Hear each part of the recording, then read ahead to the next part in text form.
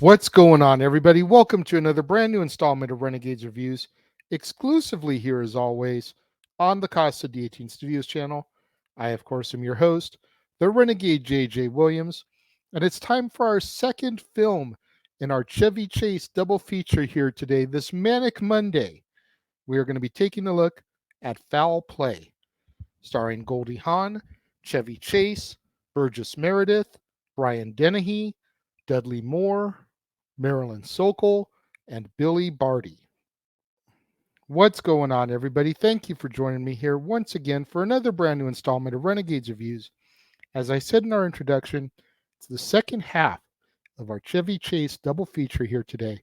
And we're going to be taking a look at a film that technically Goldie Hawn is the star of, but Chevy Chase is definitely the male lead here.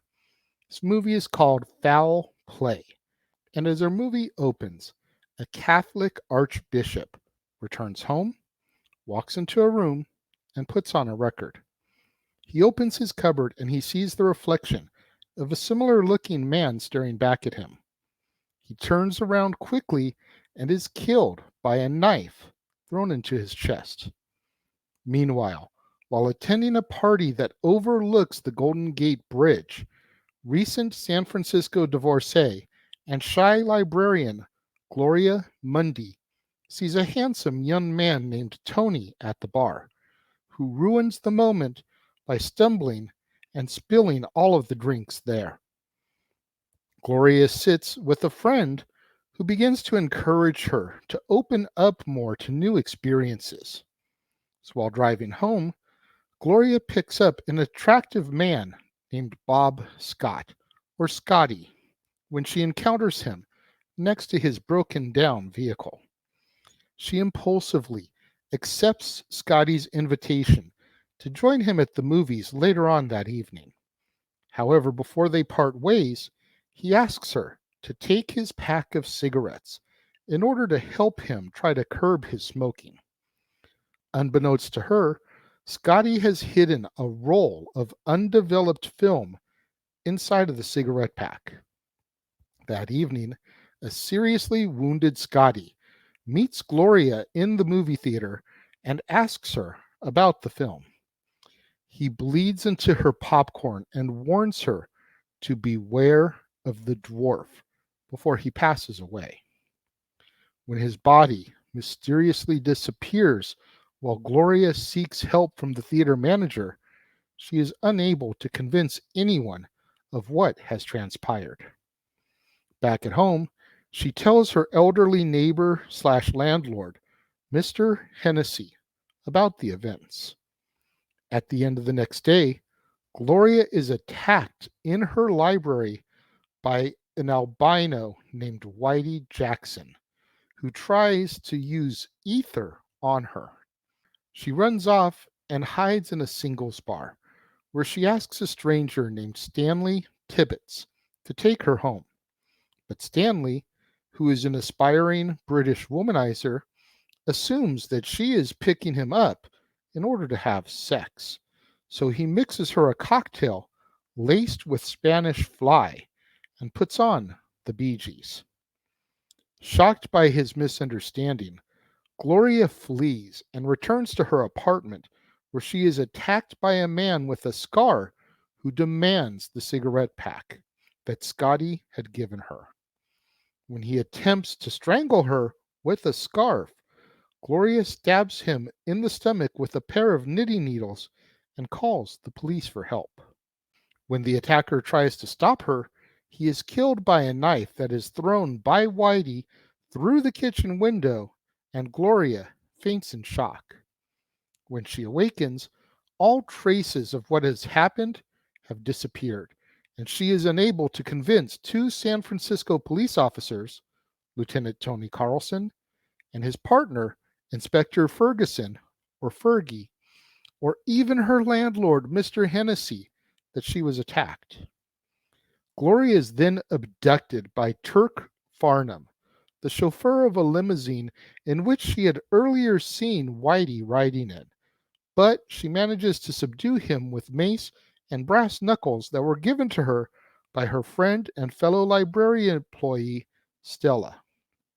Upon further investigation, Tony discovers that Scotty, who was an undercover San Francisco Police Department inspector, had received a tip that a major assassination would take place in the city on a certain night, and he was investigating contract killer Rupert Stiltskin, alias the Dwarf.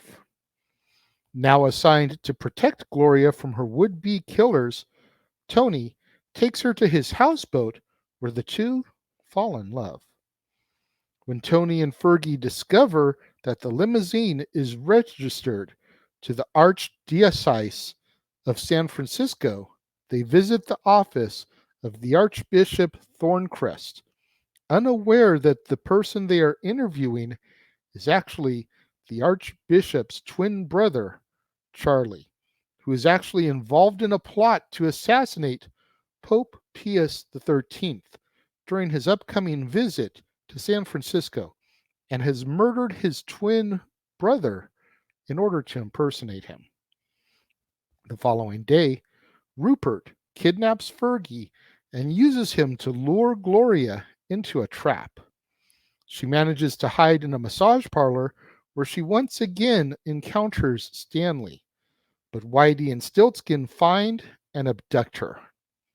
At Gloria's request, Stella has researched an organization known as the Tax the Churches League and has discovered that the League is a radical fringe group founded by Delia Darrow and her husband.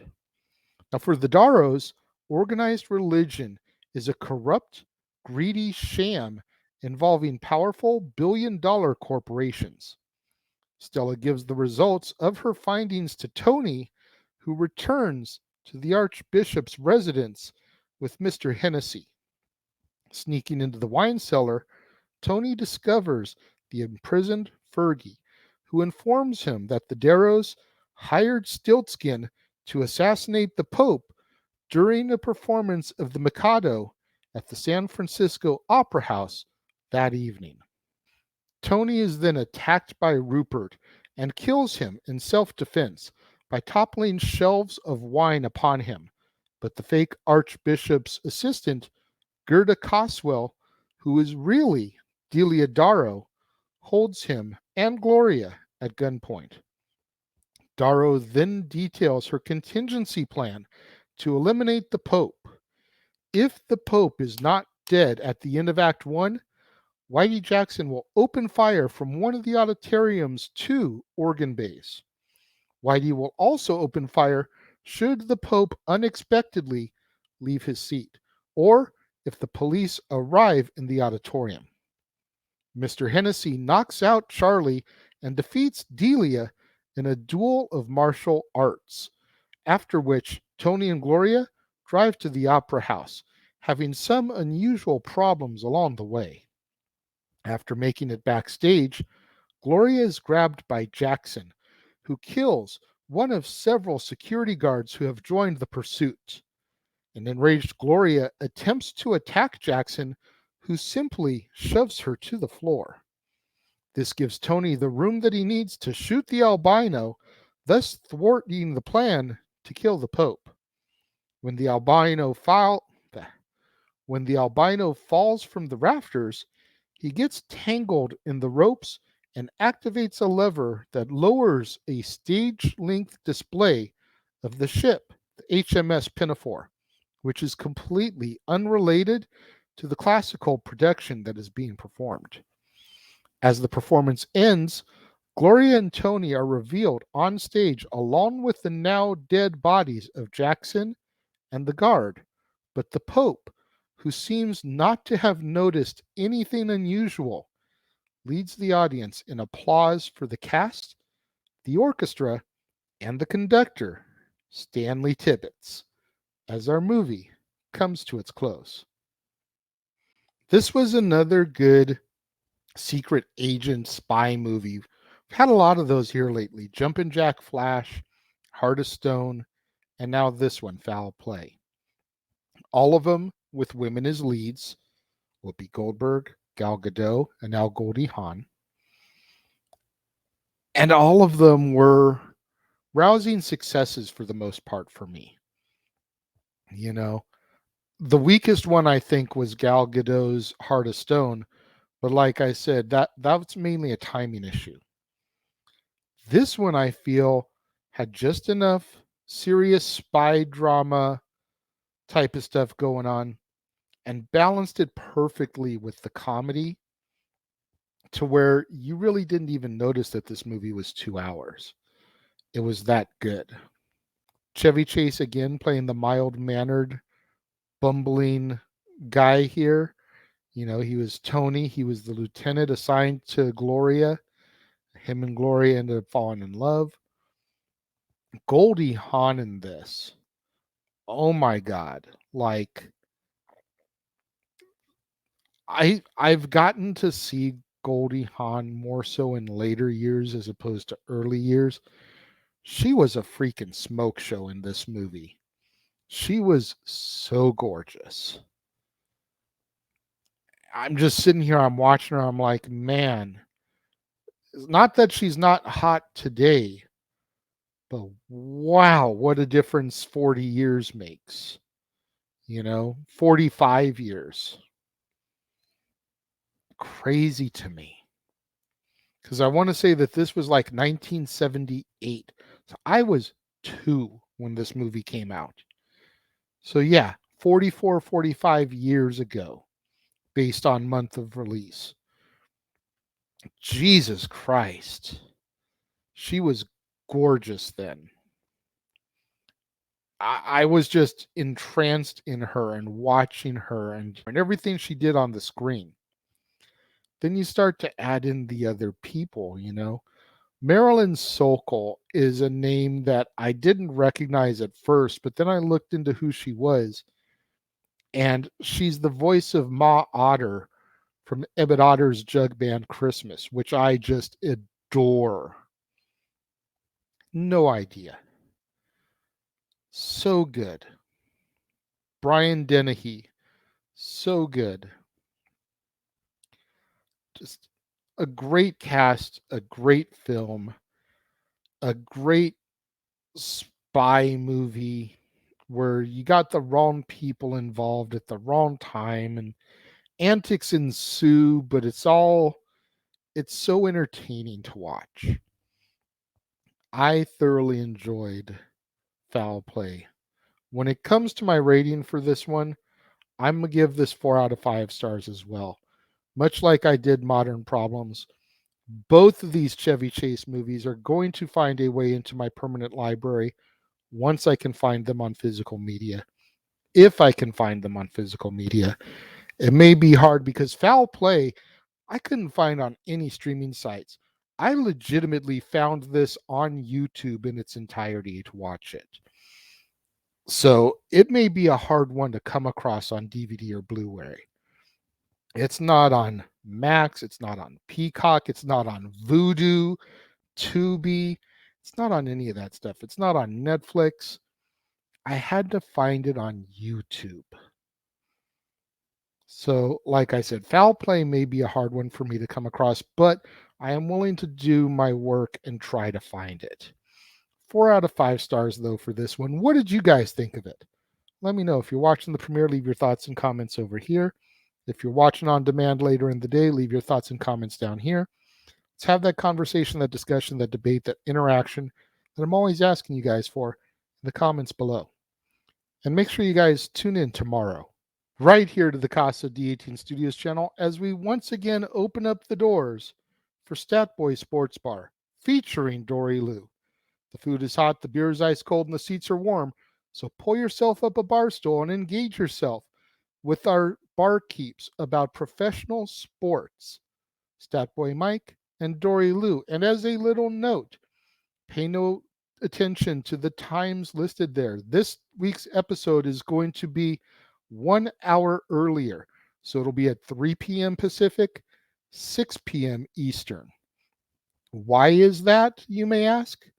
It is because right here on the Casa D18 Studios channel, the Jeff Meacham Network, and across the Jeff Meacham Network multiverse of media, we will be presenting watch along coverage for NXT Heatwave, beginning at 5 p.m. Pacific, 8 p.m. Eastern. We wanted to make sure Statboy had his normal allotted time to be able to execute the sports bar while still presenting this watch-along coverage for NXT Heatwave on my birthday. That's right, it'll be a birthday celebration for myself, the Renegade JJ Williams, across the multiverse of media tomorrow beginning at 5 o'clock p.m. Pacific, 8 o'clock Eastern. You don't want to miss out on any of that content right here on the Casa D18 Studios channel, the Jeff Meacham Network, and across the multiverse of media. Statboy Sports Bar featuring Dory Lou, NXT Heatwave watch-along coverage, and so much more still in store for you, my faithful viewers, right here on the Casa D18 Studios channel. You don't want to miss any of it, so make sure you smash that like button, make sure you subscribe, make sure that notification bell is turned on so you don't miss out anytime a video drops right here on the Casa D18 Studios channel or anytime we go live, as is the case with Statboy Sports Bar, Open Mic Night, pay-per-view PLE watch-along coverage, etc. Share these videos with your family, friends, loved ones, co-workers, movie fanatics, cinephiles in your life, fans of Chevy Chase, fans of Goldie Hawn, fans of Marilyn Sokol, anyone you can think of that would enjoy this content in this video, share it with them, as it's the only way we're going to keep my visibility up in YouTube's algorithms now that we are in fact a monetized channel right here on the platform. Thank you once again to everybody out there who joined me and tuned in this afternoon. It means so much more to me than you guys will ever know. I will see you guys next time.